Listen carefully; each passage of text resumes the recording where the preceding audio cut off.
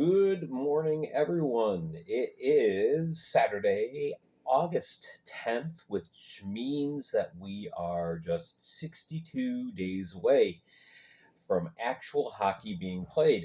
And yes, that's awesome. All right. With the news this last week that Dalton Jay was hanging it up and retiring from playing, um, the great thing about minor pro hockey is that you do have uh, a few people who are well established. They've been there for a while. They become fan favorites. Um, yeah, in hockey, especially in minor pro hockey, your career isn't that long, and yeah, the shelf life is kind of short. However, there's somebody else that's just starting this year that could end up being a huge surprise and becoming a new fan favorite, playing the league for 7, 8, 9 years, and kind of helping to build the game. One of the big ways that the NHL and AHL market themselves is on, especially the NHL, obviously, is on superstars, and kind of marketing them as the face of the game. And to a much lesser degree, we can do that in the FPHL too.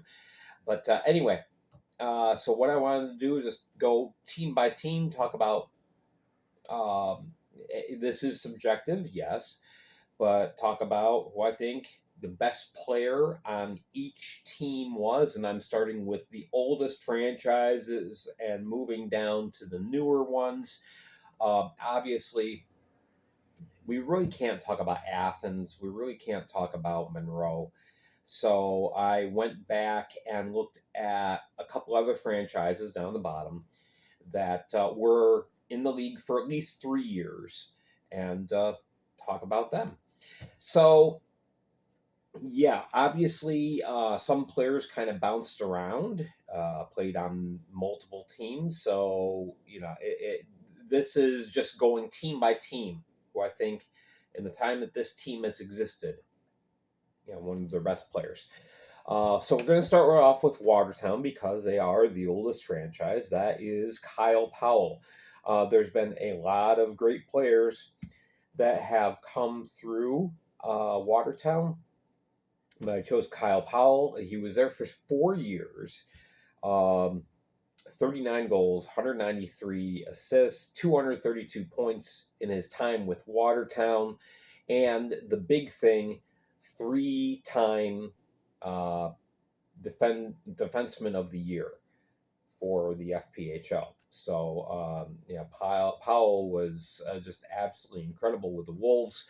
I would think that, you look at Powell's career, and as great as it's been, I think the highlight would be his time in Watertown. So Powell goes there. The Dashers, they were around for 9 years. They're back in a new iteration, kind of their 10th season. But anyway, the neat thing is that Justin Browson will be a part of both iterations. Browson played 7 years with the last version of the Dashers. 325 games played, 198 goals, 158 assists. That's 356 points. Obviously, Browson is, he's currently fourth all time in goals scored in Fed history. And he's up there on the points list, too. So again, those numbers are just his time in Danville. Of course, he played a couple years elsewhere as well. But Browson, I think he's a good pick for the Dashers. For the Prowlers, you got to go Dalton Jay. 7 years with the team, 329 games played, 209 goals, 231 assists, 440 points as a Prowler. Of course, we know he crossed the 500 point threshold um, this last season. So one of 3 players to do that. Dalton J, wonderful representative for the Port Huron Prowlers. Kind of went back and forth between a couple for the Thunderbirds, but I ended up settling on Gus Ford. He's had 3 just outstanding seasons with the Thunderbirds. Thunderbirds, let's see, this is going to be their what, 9th season, I believe, 8th season. I'm sorry. But yeah, 152 games played in 3 years, 131 goals, and 155 assists, 286 points. Fantastic numbers in 3 seasons. Obviously, you divide that, and he's almost 100 points per game, per season rather. So, yeah, I definitely said. In the end, I said, yeah, it's Gus. The Columbus River Dragons, many great players through their organization, but I settled on Josh Pietrantonio. 4 years, 171 games played, and 87 goals, 107 assists, 194 points, more than a point per game. Great leader, great veteran presence, very calm. He's one of these heart and soul guys. You can't really imagine a franchise without these heart and soul guys. Johnny Ruiz for the hat tricks is another one. He is Mr. Danbury. 4 years played, 201 games played, 147 goals, 121 assists, 268 points. And not only that, but yeah, he's a great mentor to younger players. Players like Pietrantonio and Ruiz, you just look at them and you say they played the game the right way. They were extremely talented, very good, but just in everything that they do, just locker room presence, on the bench presence, on the ice presence. They just do everything right. So there you go. The Binghamton Black Bears. I put Tyler George down because George was such a tremendous player. Obviously, if we had a Hall of Fame for the Fed, George would be in it. And I didn't have him on any other team. He's one of these players that played a little bit here, played a little bit there, played a little bit there. He was great. He started off as a phenomenal rookie with the Danbury Titans. Played well in Watertown, played well in Elmira with the Enforcers, played well in Binghamton. Just everywhere he went, he was a fantastic player. So in the 2 seasons he played for the Black Bears, 91 games played, 87 goals, so almost a goal per game, 80 assists, 167 points. That's 1.83 points per game. I was looking at Tyson Kirkby. Kirkby's been there all 3 years, but in the end, I said George he transformed the way that the team played on the ice. So, all right, Mississippi. I'm not gonna get into all the behind the scenes stuff because this isn't the place for it. Yanni Lariakos, because undeniably Mississippi has been a different team without Lariakos, and regardless of what went on personally, all that kind of stuff, as far as just looking at his play, Lariakos made the Seawolves go. 64 games between parts of 2 seasons, 52 goals, 99 assists, 151 points. That's 2.36 points per game. We saw last year, especially, Mississippi was just a different team without Lariakos. And, The off ice stuff is unfortunate, but anyway, just again looking at playing what he did on the ice. Larry Akos is the guy in Mississippi. For the Motor City Rockers, they've had several great players. Jamison Milan. I keep forgetting he hates being called Jamie, so my apologies. Jamison Milan, Josh Colton, Scotty Koash, Declan Conway, all great players. But Trevor Babin, again, a heart and soul guy. Yeah, Motor City, their identity really rested with the Dark Knight in goal. Trevor Babin, obviously, had already asserted himself as a great goaltender, despite playing for some really bad teams early on in his career. Motor City, he was able to flourish. He went 42, 22, and 9, 303 goals against, 917 save percentage, and 2 shutouts. Yeah, while I think Motor City is going to be a very good club this next year, it's not going to be the same without Babs in goal. So they've kind of got to reformulate their identity this next year. I think that's their big challenge. Baton Rouge, I mean, only around for one season. The next 3 teams, just a one season. But I think MJ Graham really established himself as a great person to have on the ice for the Zydeco.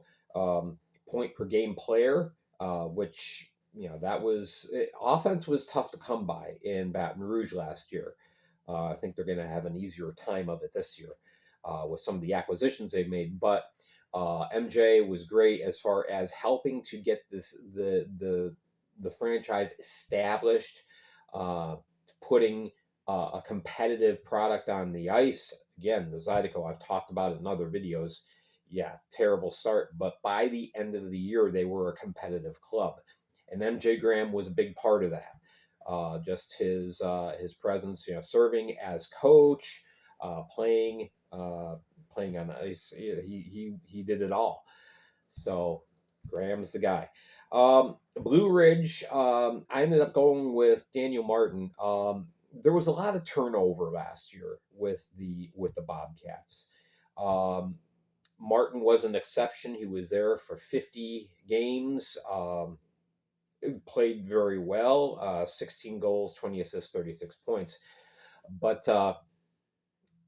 especially when Captain Cody Oakes went out with an injury, you just saw Martin kind of take over the leadership role with a team, and so he was the leader the last part of the year for the Bobcats, and can't wait to see what he does this year. For the Hudson Valley Venom, looking at them as the Elmira River Sharks, Stephen Klink, fantastic season. He basically kind of came out of nowhere. Elmira, the best thing they did last year was acquire Stephen Klink early on in the year for a trade. And 43 games played, 30 goals, 37 assists, 67 points. He was Rookie of the Month 1 month. Obviously, he's gone back to Columbus, but he really was the standout guy in Elmira last year. All right, so again, we can't talk about Athens or Monroe. We just don't have any point of reference. So we go and look at some of the old teams. Danbury Whalers. The Whalers were in the league for 5 years, the first 5 years. And Mike Brown, he was one of the great goaltenders. It was hard to be a great goaltender, especially in the early years of the Fed, but Mike Brown was. Had a record of 70, 18, and 10. A 268 goals against, a 927 save percentage, 4 shutouts, and he also had 11 assists as well in 3 seasons played. Mike Brown was fantastic. For the Delaware Thunder, yes, they were around for 3 full years. So Ryan Marker, he played for several teams, but Delaware was really kind of how he ended up identifying with the league. Most people think of Ryan Marker as a Thunder player. 75 games played, 75 goals, and 80, 81 assists, 156 points. If not for Delaware, all right, I'm sorry, excuse me. If not for Ryan Marker, Delaware would have been a lot worse than they were. Obviously, they didn't win a lot of games, but Ryan Marker really was an offensive force and then some for the Thunder.